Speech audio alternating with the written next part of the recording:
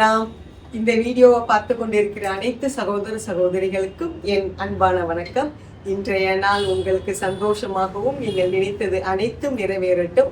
நம் பாபாவின் அருள், உங்களின் குலதெய்வத்தின் அருள் மற்றும் உங்கள் இஷ்ட தெய்வத்தின் அருள் உங்களுக்கும் உங்கள் குடும்பத்தாருக்கும் பரிபூரணமாக கிடைக்கட்டும். போன வார வீடியோல பாபாவும் எல்லா மகான்களும் ஒண்ணுதான் அப்படிங்கிற ஒரு வீடியோ போட்டிருந்தேன். பார்க்காதவங்க அதை பாருங்க. ஏன்னா அதுல எல்லா மகான்களுக்கும் ஒற்றுமையா உள்ள அதாவது காமனா உள்ள குண அதிசயங்கள் என்னென்ன அப்படிங்கிறத பார்த்தோம். மனிதர்களுக்குள்ள முக்குணங்கள் என்ன அப்படின்னு பகவத்கீதையில சொல்லியிருக்கிறது பார்த்தோம். ஸோ இதெல்லாம் நீங்க போன வார வீடியோவை போய் பார்த்தீங்கன்னா உங்களுக்கு தெரியும். அப்போ இந்த வார வீடியோல என்னது, இப்போ மகான்களுடைய குணாதிசயங்கள்னு சில விஷயங்கள் நான் போன வாரம் சொல்லியிருந்தேன். எல்லா மகான்களுக்கும் சில சக்திகள் இருக்கும். அதாவது பஞ்சபூதங்கள் கட்டுப்படும். பஞ்சபூதங்கள்னா என்ன சொல்லலாம், எக்ஸாம்பிளுக்கு மழை கட்டுப்படும், தீ அணைக்கிறது, எல்லாமே பஞ்சபூதங்கள் மகான்கள் எல்லாருக்கும் கட்டுப்படும். ரெண்டாவது, நம்மளுடைய தீய வினைகளை மகான்கள் அழிப்பாங்க. அதாவது நம்மளுடைய கருமாவை மாற்றக்கூடிய சக்தி மகான்களுக்கு உண்டு. அது மூணாவது, ஈவன் கொடிய மிருகங்கள் கூட மகான்களை பார்த்தா சாந்தமாயிடும். இந்த இது நம்ம பாபாவுக்கும் இருந்ததா? ஆமா. ஸோ அதை தான் நான் சொல்ல போறேன். சிம்பிளா ஒரு சின்ன ப்ரெசன்டேஷன். சாய் சரித்ரா படிச்சிருக்கவங்களுக்கு தெரியும். பாபாவை பத்தி தெரியாதவங்களுக்கு பாபாவும் எல்லா மகான்கள் மாதிரி தான், அவரும் ஒரு பெரிய மகான், பெரிய சத்குரு அப்படிங்கிறத நான் சொல்லலை, சாய் சரித்ரால மென்ஷன் பண்ணியிருக்காங்க, அதையும் சொல்றேன். ஸோ இந்த ப்ரெசன்டேஷன் பாபாவும் மற்ற மகான்கள்கிட்ட எப்படி சில சக்திகள் இருந்தது நான் சொல்கிறோனோ அதே இது நம்ம பாபாகிட்ட இருந்துச்சு அப்படிங்கிறத மென்ஷன் பண்ணுறதுக்கு தான் இந்த எபிசோடு. ஓகே, வாங்க பார்க்கலாம்.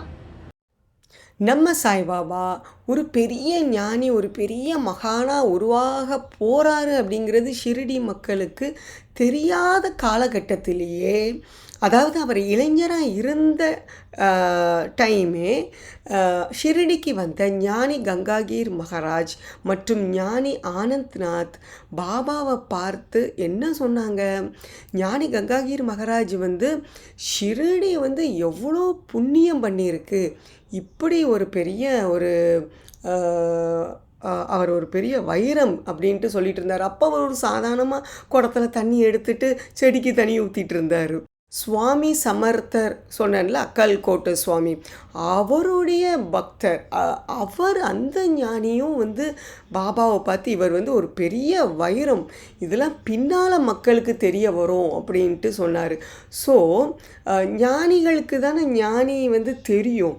ஸோ அந்த காலத்திலேயே பாபா ஒரு பெரிய மகானாக வரப்போகிறாரு, ஒரு மகான் அப்படிங்கிறது அன்னைக்கே அவங்க அதை தெரியப்படுத்திட்டாங்க.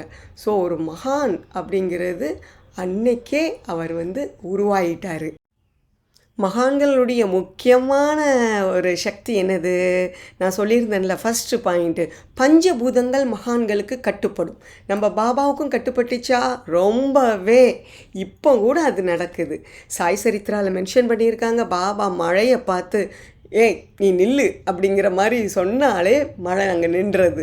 அதே மாதிரி தீயும் அதே மாதிரி தான், அமைதியாரு அப்படின்னு சொன்னோன்னே, இப்போ நம்ம தீய அமைதியாருன்னு சொன்னால் நிற்குமா? அது மகான்களுக்கு தான் அந்த சக்தி.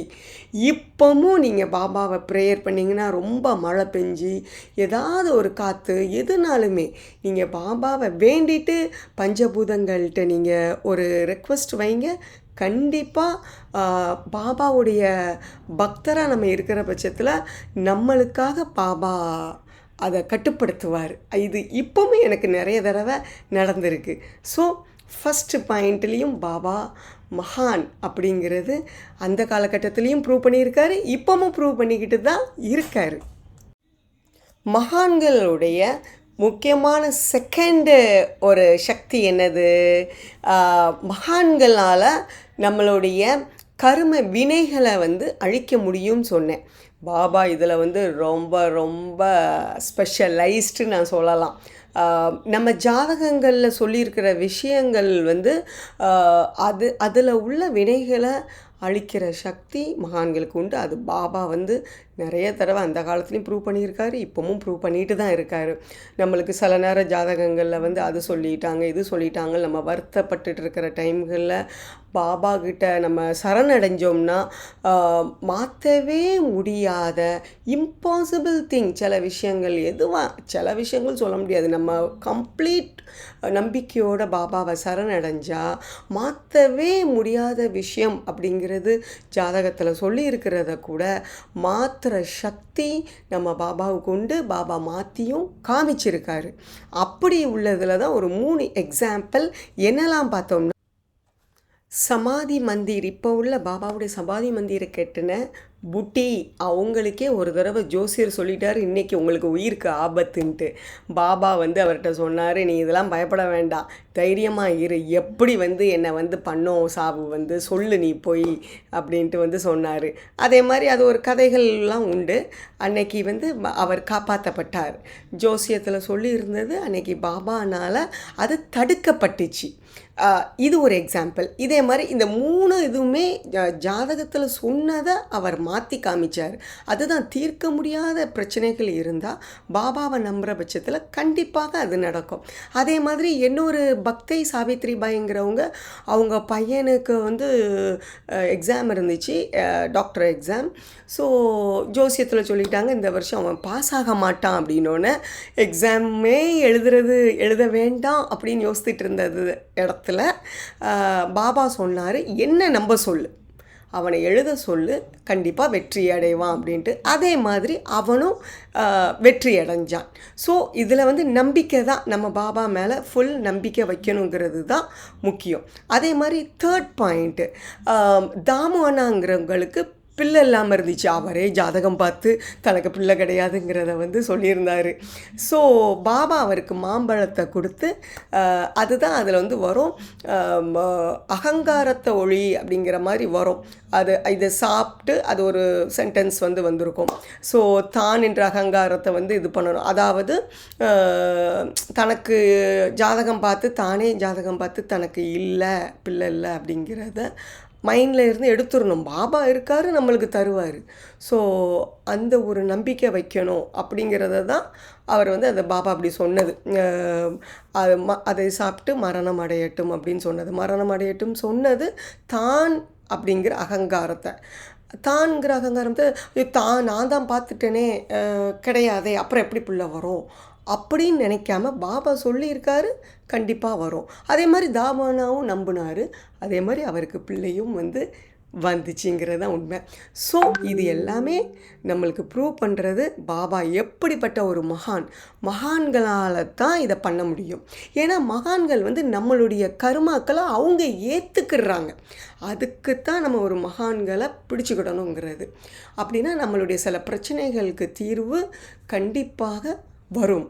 ஓகே, 3வது பாயிண்ட்டு, கொடிய மிருகங்கள்லாம் கூட மகான்களுக்கு கட்டுப்படும் சொல்லலாம், சாந்தமாயிரும் அப்படின்னு சொல்லியிருந்தேன். ஸோ இதுவும் நடந்திருக்கு, இந்த மாதிரி நிறைய நடந்திருக்கு. இதில் ஒரு சின்ன முக்கியமான எக்ஸாம்பிள் புலி வந்து ஒரு நோய்வாய்ப்பட்ட புலி ஆக்ரோஷமாக இருந்துட்டு இருந்தது.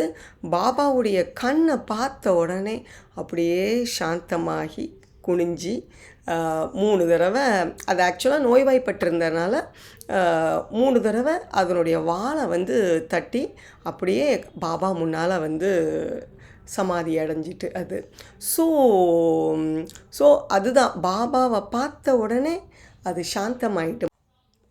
மகான்களுக்கு மிருகங்கள் ஏன் வந்து கட்டுப்படுது, மகான்கள் முன்னால் ஏன் சாந்தமாகுது அப்படிங்கிறதுக்கு ராமகீதை யோக வசிஷ்டம் புக்கில், அதாவது ராமருக்கு சொன்னது, ஏற்கனவே இந்த புக்கை பற்றி நிறைய தடவை சொல்லியிருக்கேன், வசிஷ்டர் ராமருக்கு சொன்ன விஷயங்கள் உபதேசங்கள் தான் ராமகீதை. அதில் வந்து என்ன சொல்லியிருக்காருன்னா, ஆசை உள்ள மிருகங்கள் ஆசைகளற்ற ஞானியின் உடலை காணும்போது அவைகளின் ஆசைகள் நீங்குவதால் அவைகள் ஞானிகள் உடலுக்கு ஆசைப்படுவதில்லை, துன்பம் கொடுப்பதில்லை. அதனால தான் புலி, சிங்கம், கரடி, பாம்பு போன்ற மிருகங்கள் ஞானியின் உடலுக்கு ஊறு செய்வதில்லை, அதாவது கேடு செய்வதில்லை அப்படின்னு அர்த்தம். ஸோ இது வசிஷ்டரே வந்து சொல்லியிருக்கார். நம்ம பாபாவும் ஒரு பெரிய மகான் அப்படிங்கிறதுனால தான் அந்த புலி வந்து என்ன ஆயிடுது, பாபாவை பார்த்தோன்னே சாந்தமாயிட்டு. இன்னொரு எக்ஸாம்பிள் கூட, பாம்பு கடியிலிருந்து ஷாமா அப்படிங்கிற முக்கியமான பக்தர், பாபாவுடைய பக்தருக்கு ஒரு தடவை பாம்பு கடிச்சிட்டு, அப்போ அந்த பாம்புடைய விஷத்தை கூட அவர் என்ன சொல்கிறாரு, மேலே ஏறாத, கீழே போ அப்படின்னு சொன்னோன்னே அந்த விஷம் கூட இறங்கிட்டு. ஸோ அந்த பாம்போடைய விஷம் கூட பாபாவுக்கு எப்படி கட்டுப்பட்டுருக்கு. அப்படி கொடிய மிருகங்கள் எதுவாக இருந்தாலும் மகான்களுக்கு கட்டுப்படும். ஸோ இந்த வீடியோ லாஸ்ட் வீக் வீடியோ ரெண்டையும் பார்த்ததில், லாஸ்ட் வீக் வீடியோவும் பார்த்துட்டு வந்திருப்பீங்கன்னு நம்புகிறேன். ஸோ பாபா எவ்வளோ பெரிய மகான் அப்படிங்கிறது உங்கள் எல்லாருக்குமே புரிஞ்சிருக்கும் அப்படின்னு நினைக்கிறேன். அதனால இப்போ யாராவது வந்து உங்கள்கிட்ட பாபா ஹிந்துவா முஸ்லீமா இப்படின்னு கேட்குற பட்சத்தில், பாபா எல்லாத்தையும் கடந்தவர், மற்ற மகான்கள் மாதிரி இவரும் ஒரு பெரிய மகான். இவருக்கு வந்து ஜாதி மதம் எதுவும் கிடையாது. இவர் ஒரு பெரிய மகான். நம்ம அந்த குருவிட்ட சரணடைகிற பட்சத்தில் நம்ம வாழ்க்கை நல்லா இருக்கும். சாய் சத்சரித்ரால கூட சொல்லியிருக்காங்க, பாபா ஒரு கலங்கரை விளக்கம் அப்படின்ட்டு. அதாவது நம்ம வாழ்க்கைக்கு அவங்க வந்து ஒரு பெரிய கலங்கரை விளக்கமாக இருப்பாங்க. அது சொல்லும்போது கூட ஒரு பெல் அடிக்குது. அதனால் பாபா வந்து நம்ம வாழ்க்கைக்கு ஒரு பெரிய மகானாக இருந்து நம்மளை வழி நடத்துவாங்க. சரி.